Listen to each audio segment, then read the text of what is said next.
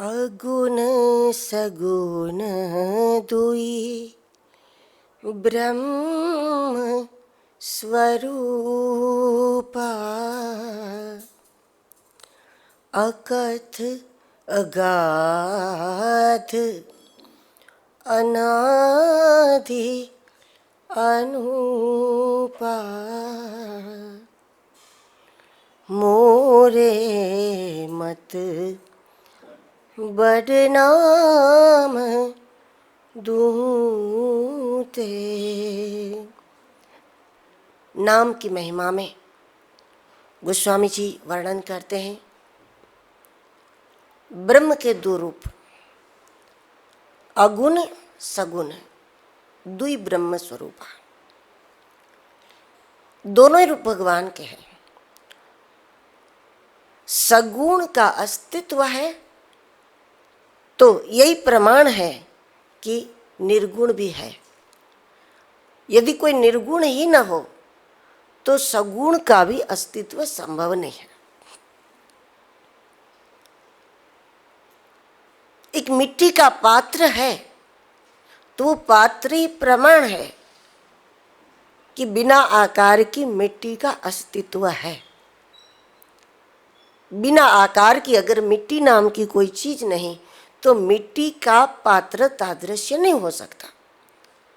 तो मिट्टी का पात्र ही ये प्रमाण है कि मिट्टी निराकार है और उसी निराकार मिट्टी को किसी ने आकार दिया।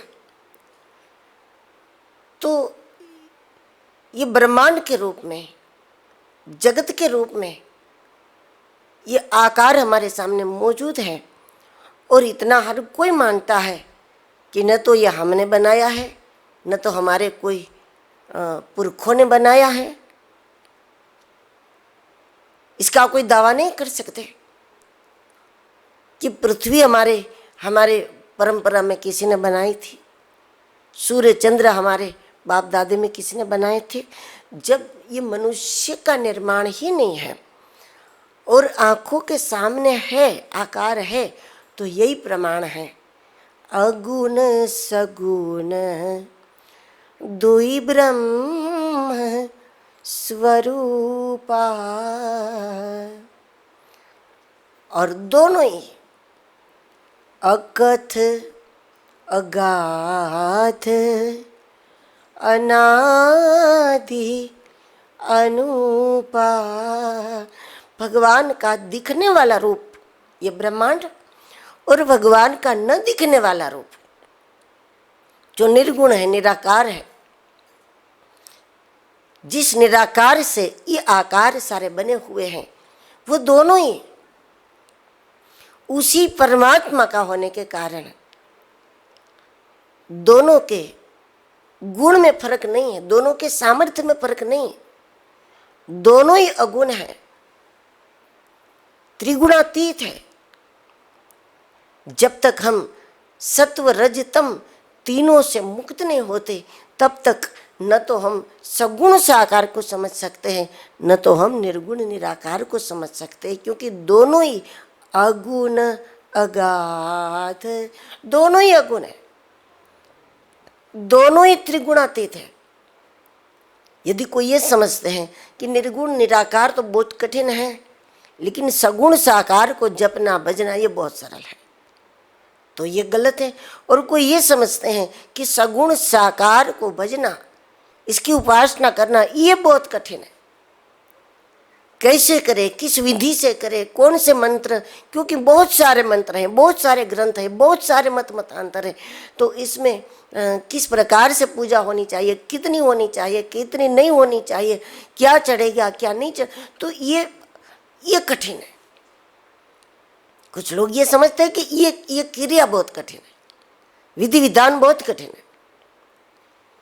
ये दृश्यमान जगत को समझना भगवान के रूप में ये बहुत कठिन है, क्योंकि विचित्र विचित्र घटना विचित्र विचित्र लोग विचित्र विचित्र अनुभव।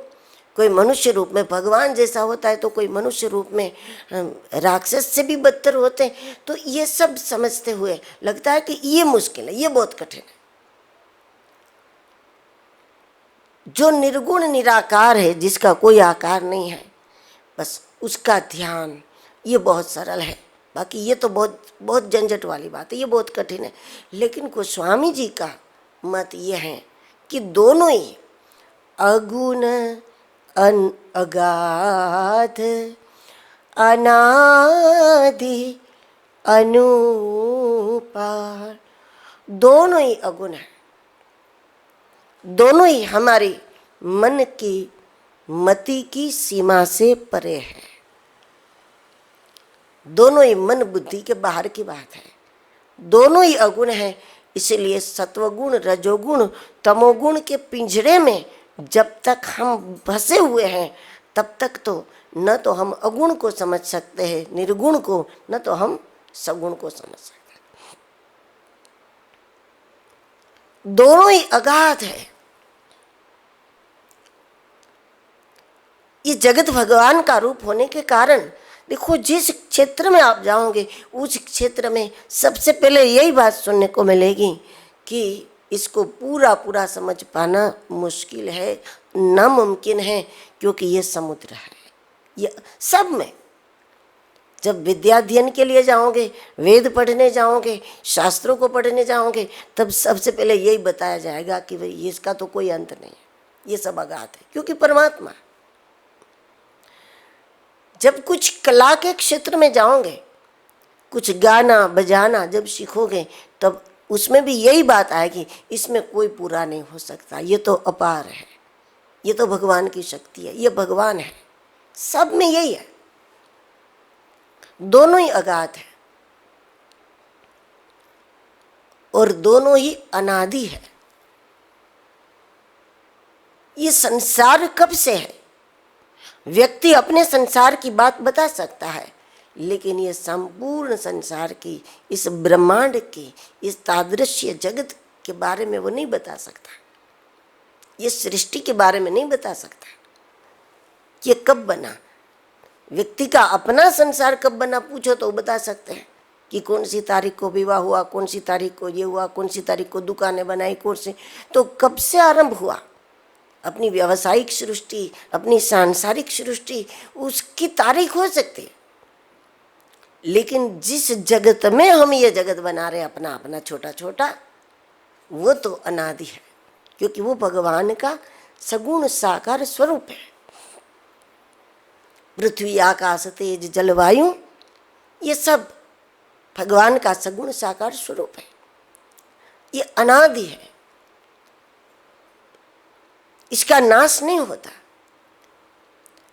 जगत अनादि होने के कारण, सृष्टि अनादि होने के कारण सृष्टि का परिवर्तन होता है, बदलाव होता रहता है।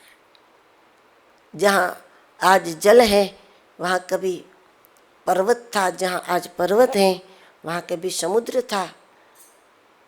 ये इसमें बदलाव होता रहता है, जलवायु परिवर्तन होता है।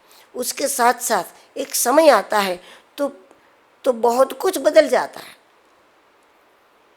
जहाँ आज जंगल है वहाँ कभी समुद्र था, जहाँ आज समुद्र है वहाँ कभी पहाड़ हो जाएगा, वहाँ कभी हिमालय खड़ा हो जाएगा, पता नहीं कब क्या हो जाएगा पल में। लेकिन है तो सब अनादि है, अविनाशी है, और इसीलिए सब कुछ अनुपम है। भगवान के जिस रूप को बजो, चाहे सगुण साकार चाहे निर्गुण निराकार, ये दोनों ही अनुपम है। उसको किसी के साथ उसकी तुलना हम नहीं कर सकते। दोनों अपने अपने जगह पर सही है, अद्भुत है, अकल्पनीय है, अनुपम है। लेकिन गोस्वामी जी कहते हैं कि जो नाम को समझ लेता है, मोरे मत बड़ नाम दुहूत है। निर्गुण और सगुण दोनों से अगर कोई बड़ा तत्व है तो दोनों से बड़ा है नाम। और तुलसीदास जी ने तो नाम को जबान से जपने के लिए भी छूट दे दी। नाम जीह जपी जाग ही जोगी, नाम जबान से जपने की भी छूट है। ऐसा इसलिए बताया कि जब आप नाम जपोगे, माला जपोगे, तो आपको ऐसे कहने वाले लोग मिलेंगे, माला से जपने की कोई ज़रूरत नहीं है, किसी को पता नहीं चलना चाहिए, इस तरह करना चाहिए। जब बिना माला से जपोगे, फिर कोई ऐसा भी कहने वाले आपको मिलेंगे कि बिल्कुल बिल्कुल मन में करना चाहिए, किसी को पता तक नहीं चलना चाहिए, सांसों के साथ करना चाहिए। फिर ऐसे करोगे तो ऐसे में फिर कोई ऐसा मार्गदर्शन करने वाले आएंगे कि नहीं, केवल सांसों के साथ नहीं, थोड़ी थोड़ी जबान हिलनी चाहिए, इस तरह से जप करना चाहिए। कोई कहेंगे गिन गिन के करना चाहिए, संकल्प लेकर के। कोई कहेगा कि हर सांस के साथ जप करना चाहिए, इसकी कोई ज़रूरत नहीं है। उसमें कोई कहेगा कि इसमें कुछ नहीं है, नाम तो गान करना चाहिए, नाम का आर्तनाद करना चाहिए, नाम का कीर्तन करना चाहिए। और कीर्तन में लग जाओगे, फिर ऐसे में कोई कहने वाला मिल जाएगा कि नहीं, ऐसे नहीं, ऐसे करना चाहिए। गोस्वामी जी ने सभी प्रकार से जपने के लिए कहा है। जब कोई जबान से भी नाम जपता है तो इससे धर्म वृत्ति जागृत हो जाती है, और जब धर्म वृत्ति जागेगी तभी तो व्यक्ति धर्म करेगा। जिसको शरीर से दुनिया में रहना है और मानसिक रूप से परमात्मा में लगे रहना है, तो उसका उपाय नाम ही है। मोरे मत बड़ नाम दुहू ते, ये दोनों को अपनी ओर आकर्षित करता है नाम। जो निर्गुण निराकार के उपासक है, उसको भी उसकी अनुभूति के लिए नाम का आधार लेना पड़ेगा। और जो सगुण साकार की आराधना करते हैं, मूर्तियों की पूजा आदि करते हैं, उसको भी नाम का आधार लेना पड़ेगा। और जो प्रत्यक्ष जगत को ही परमात्मा समझकर जीवों की सेवा में, गायों की सेवा में, पेड़ पौधे की सेवा में, संतों की सेवा, ब्राह्मणों की सेवा, ये जो प्रत्यक्ष जगत है, जो लोग इसी को भगवान कह करके उपासना करते हैं, वो भी है सिया राम में सब जग जाने। लेकिन ये सभी में बने रहने के लिए और उसकी विशेष कृपा के अधिकारी बनने के लिए तो एकमात्र उपाय है, और वो है नाम।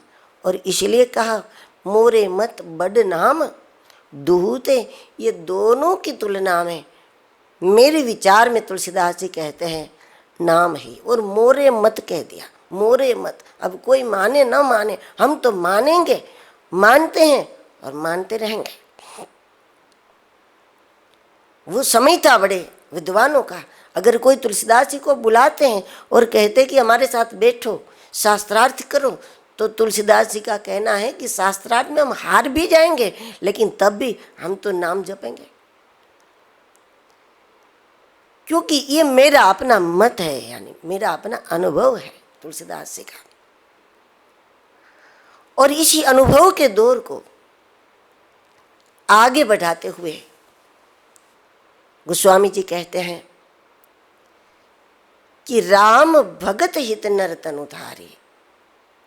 और उस समय सही संकट किए साधु सुखारी,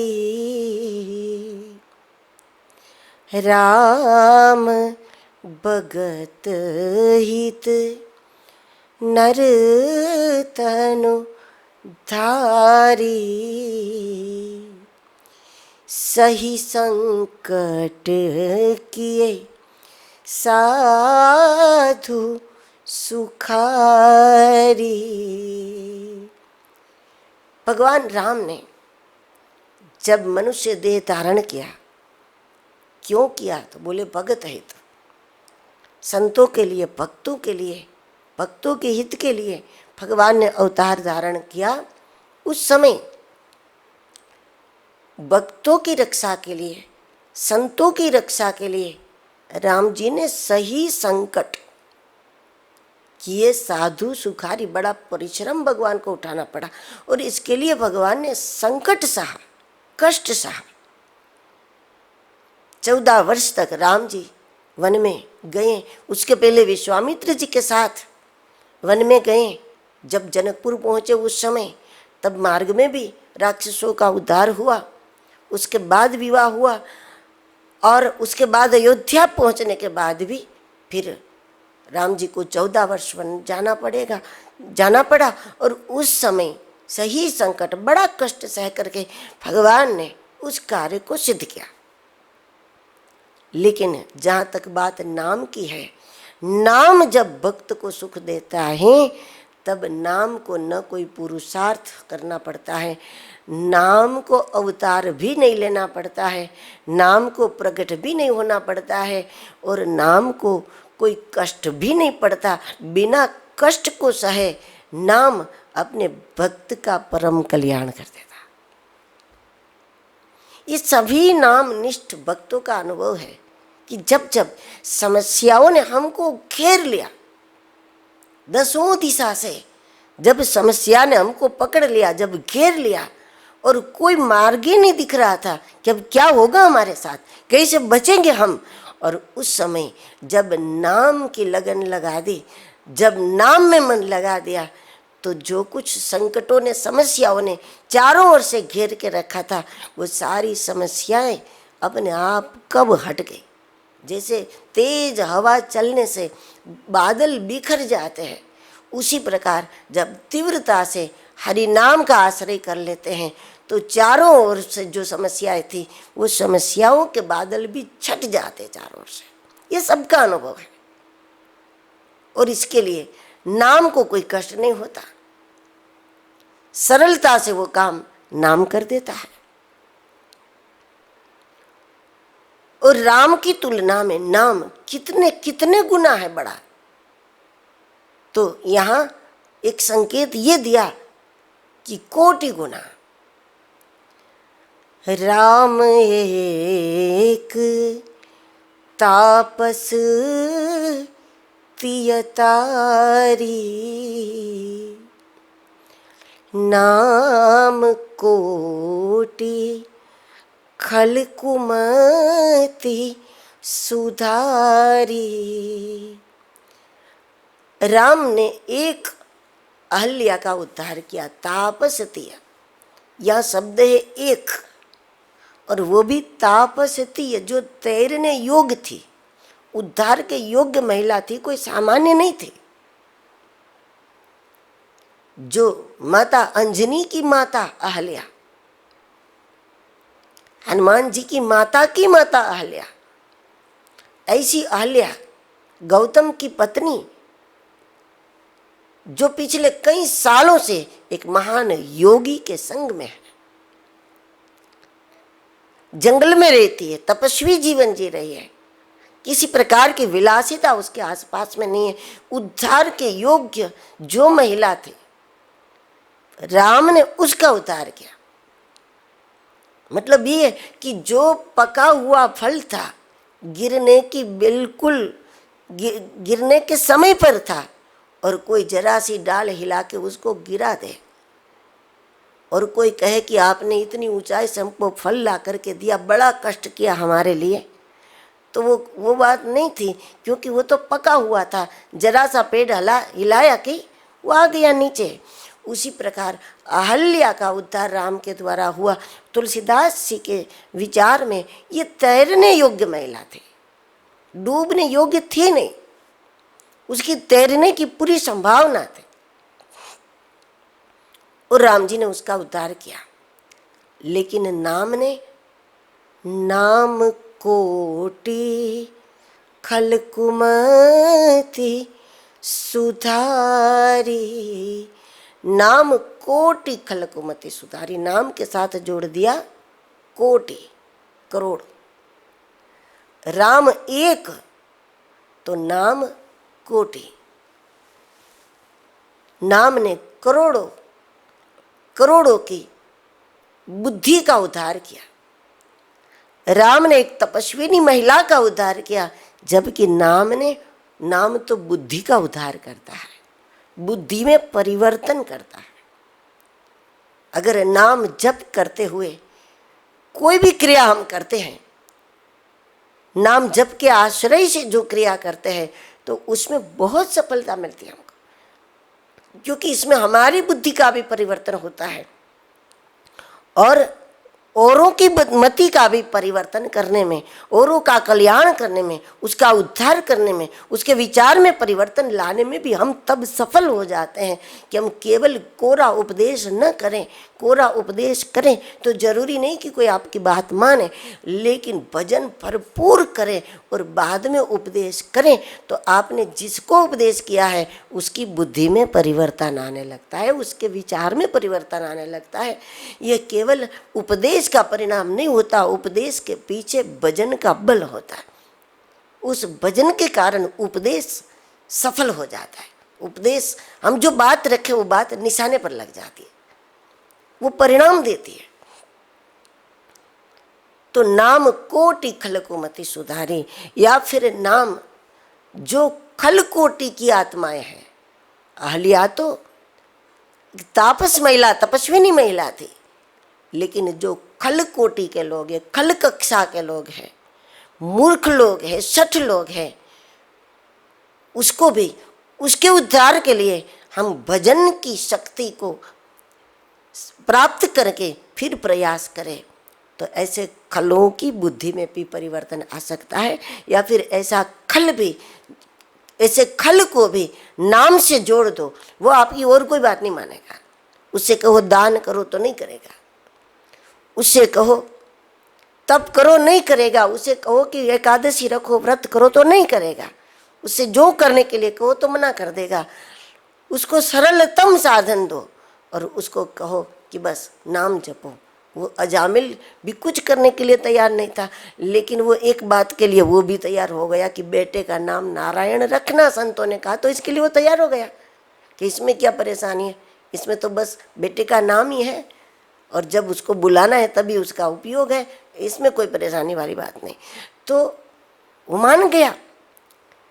तो ऐसे बहुत लोग कलयुग में हो गए जो ये सब खल कोटि के। उससे कहो दान करो तो मना करेगा, व्रत करो मना करेगा, तपस्या करो मना करेगा, तीर्थ जाओ तो मना करेगा, मंदिर जाओ मना करेगा। लेकिन उससे कहो कि सांस तो तुम्हारे पास है, तुम्हें किसी आधार की साथ में लेकर घूमना नहीं है, बस उसका सदुपयोग करो और नाम जपो, तो वो तैयार हो जाएंगे। क्योंकि इसमें उसको देना लेना कुछ नहीं है ना, उसमें कुछ लेना देना नहीं। सांस तो वैसे भी ले ही रहे, बातें वैसे भी कर ही रहे, तो उसमें अगर नाम जोड़ दिया तो ये सरलतम साधन के लिए वो तैयार हो जाएगा। और जब ये सरलतम साधन के लिए भी अगर व्यक्ति तैयार हो गया तो नाम कोटि खल को मति सुधारी, ऐसे खल की मति में भी परिवर्तन आ जाता है। श्री राम ने दंडक वन को पावन किया। जब भगवान गए विश्वामित्र जी के साथ, उस समय भगवान ने मार्ग में जो राक्षसी आई ताड़का, भगवान ने ताड़का का उद्धार किया, फिर मारीच सुबाहु का उद्धार किया। लेकिन जब भगवान के नाम का हम आश्रय लेते हैं तो नाम से क्या होता है? नाम से होता है सहित दोष दुख। जब हम नाम का आश्रय लेते हैं तो सबसे पहले हमारे दोष समाप्त हो जाते हैं, और जैसे दोष समाप्त हो जाते हैं तो सारे दुख, जो दोषों के कारण दुख था, वो सारे दुख समाप्त हो जाएंगे। और दोष और दुख के पीछे जितने भी दुर्गुणों की सेना हमारे अंदर थी, वो सारी की सारी सेना अपने आप समाप्त हो जाती हैं। इसलिए सभी प्रकार से तुलसीदास जी इस बात को सिद्ध कर रहे हैं कि मोरे मत बड़ नाम दुहूते।